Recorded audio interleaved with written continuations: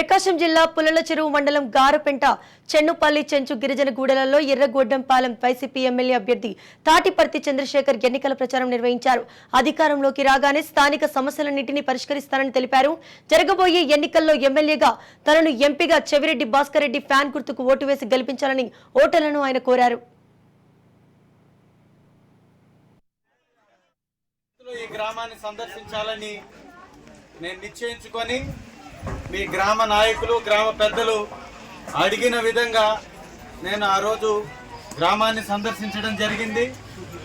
ఆ రోజు మొట్టమొదటిసారి గ్రామాన్ని సందర్శించినప్పుడు మీ ప్రేమ ఆప్యాయతల మధ్య మీ ఆదరణ మధ్య అర్ధరాత్రి సమయంలో కూడా పెద్ద ఎత్తున ఆడబిడ్డలు తల్లులు ఈ గ్రామ నాయకులు వైఎస్ఆర్ కాంగ్రెస్ పార్టీ అభిమానులు అందరూ పెద్ద ఎత్తున చేరి గ్రామంలో ఉన్నటువంటి ఇంటి నిర్మాణాలు ఆగిపోయినటువంటి స్థలాలను నాకు చూపించడం జరిగింది.